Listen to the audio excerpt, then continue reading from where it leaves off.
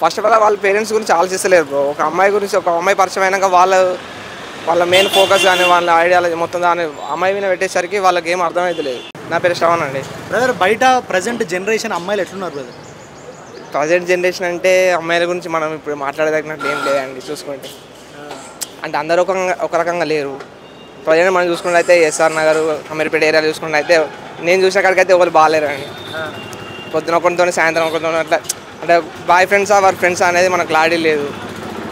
నాకైతే ఇప్పుడు ప్రస్తుతం జనరేషన్ అయితే గర్ల్స్ ఏం నచ్చలేదు అండి. సో ఎందుకు ఇట్లా లేడీస్ గర్ల్స్ మొత్తం ఇట్లా ఎందుకు మారిపోయారు అనిపిస్తుంది? కల్చర్ అండి. ఇక ఇప్పుడు ప్రస్తుతం ఉన్న కల్చర్ వల్ల వాళ్ళు చేంజ్ అవుతారు అంతే. ఇక దాని గురించి మనం పెద్ద చెప్పాల్సిన ఏముంది. మూవీస్ కానీ దానివల్ల ఇక వాళ్ళు ఎఫెక్ట్ అవుతుంది చాలా. సో ఇప్పుడు మన బయట లివింగ్ రిలేషన్షిప్ కూడా ఎక్కువ అయిపోయింది. అంటే ఇప్పుడు కలిసి ఉందాం, నచ్చకపోతే విడిపోదాం, లేదంటే పెళ్లి చేసుకుందాం, లివింగ్లో ఉందాం అన్నట్టుంది. సో ఇది ప్రాసెస్ కరెక్ట్ అంటారా మీరు? ఇది ప్రాసెస్ ఇది కరెక్ట్ కాదండి.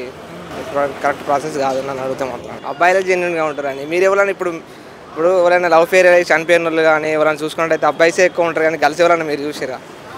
దాన్ని బట్టి బాయ్స్ అమ్మాయిలు అట్లా మోసం చేస్తుంటే మనం వాళ్ళకి ఏం చెప్తాం? అమ్మాయిలకి ఏం చెప్తామండి? వాళ్ళకి తెలిసి ఉండాలి. మనం ఏం చెప్తామండి? ఇక మనకు కూడా ఉండాలి. ఎలాంటి వాళ్ళని ప్రేమించాలి, ఎవరితో ఎవరిని లవ్ చేయాలి. అలా కూడా లవ్ చేసి మోసపోయిన అబ్బాయిలకి ఏం చెప్తావు? జెన్యున్గా ప్రేమించండి అంటే చూడండి. ఎవరు ఏం చెప్తామండి ఇక మేము వాళ్ళకి. అంటే ఇప్పుడు ఎక్కువగా అమ్మాయిలు ఎక్కువగా మోసం చేస్తున్నారా ఇదే లవ్లో? అబ్బాయిలకు ఎక్కువ మోసం చేస్తున్నారు అనుకోవచ్చు. అమ్మాయిలే ఎక్కువ మోసం చేస్తున్నారండి. ఎలాంటి మోసాలు? ఏవో వాళ్ళను రీఛార్జ్ చేయించుకోవడం, వాళ్ళతో ఒకళ్ళు పార్టీకి ఒకళ్ళని డ్రెస్సులు అని అట్లా వాళ్ళతో ఒక్కొక్కరిని మెయింటైన్ చేసుకుంటే వాళ్ళని వాడుకొని కొన్ని రోజుల తర్వాత మనకు సెట్ కాదని చెప్పి వాళ్ళని కావాలని అవాయిడ్ చేస్తున్నారు. పోను అబ్బాయిలు పెళ్లి చేసుకోవాలనుకుంటే మరి మంచి అమ్మాయి దొరుకుతుంది అసలు? మరి ఇప్పుడు ఈ రోజులలో కష్టం అండి. అట్లా ఈ క్వశ్చన్ మరి ప్రతి ఒక్కరికి వర్తిస్తాయి. అంటే పెళ్లి చేసుకున్నాక భర్త వండి పెట్టి అలాంటి వాళ్ళు ఈ రోజులలో కష్టం అండి. ఎందుకు? ఇప్పుడు ఎవరిని చూసినా అట్లా వాళ్ళు ఉన్నారా బ్రో? ఇప్పుడు పెళ్ళి అయిందా బ్రో? నాకు కాలే బ్రో. సో మనకి ఇప్పుడు మీకు వచ్చే వైఫ్ ఎట్లా ఉండాలని మీరు అనుకుంటున్నారు? అది అట్లా క్వాలిటీస్ ఉంటాయి కదా, అంటే కొన్ని క్వాలిటీస్ ఉంటాయి మీరు నాకు ఇట్లా కావాలి అని. ఇక అట్లా కావాలనుకుంటే మనం అనుకున్నట్టు ఎవరు ఉండరు బ్రో. ఇక వచ్చిన వాళ్ళతో సరిపెట్టుకోవాలి అంతే. అంటే మీకు ఉంటుంది కదా మైండ్లో అందంగా ఉండాలనో లేకపోతే ఉంటుంది బ్రో. ఇప్పుడు అన్నీ నేను అనుకునే ఉండాలంటే అందరికి ఉండవు కదా. నేను అనుకునే కొన్ని ఉంటాయి. అందంగా ఉండాలి, మీరు అన్నట్టు అందంగా ఉండాలి, చెప్పినట్టు వినాలి. అవి కొన్ని వరకే వర్తిస్తాయి. దాని తర్వాత వాళ్ళ ఇష్టం. ఇక మళ్ళీ అన్నీ అందరికి వర్తించాలంటే సెట్ కాదు. మనం ఒకవేళ నువ్వు అమ్మాయితో లైఫ్ లాంగ్ ఉండాలంటే నువ్వే చదువుకోవాలి. వాళ్ళని అడ్జస్ట్మెంట్ ఇక వాళ్ళ గురించి నేను ఏం మాట్లాడలేను బ్రో. నేను ఇక అది వాళ్ళకి వదిలేస్తున్నాను నేను. సరే ఓకే బ్రో. బ్రేకప్ అయిపోయిన తర్వాత కొందరు అబ్బాయిలు సూసైడ్ చేసుకుంటున్నారు. సో వాళ్ళకి ఏం చెప్పాలనుకుంటున్నారు మీరు?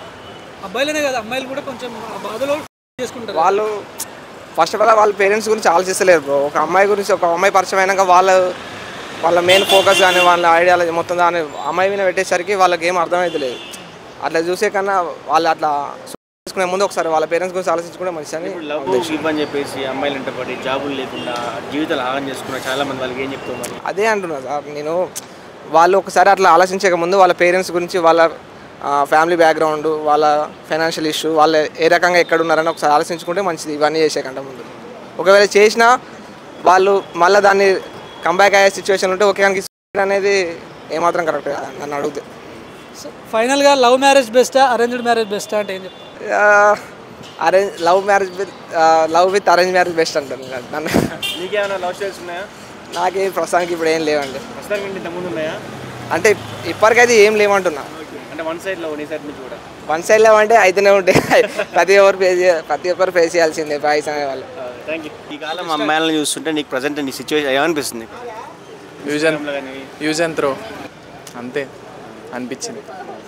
సో ఎలా ఉన్నారు బయట అమ్మాయిలు? ఎలా ఉన్నారంటే ఏం చెప్తాం బ్రో, చాలా ఫాస్ట్గా ఉన్నారు కంపేర్ టు బాయ్స్. అట్లా ఉంటే మరి ఫ్యూచర్లో ఎలా? మరి రావాలని రాసిపెట్టి ఎప్పుడు ఉంటుంది కదా, వాళ్ళే వస్తారు. ఇప్పుడు బయట లివింగ్ రిలేషన్షిప్ అనేది ఎక్కువైపోయింది. అది మంచిదంటారా లివింగ్ రిలేషన్షిప్ అనేది?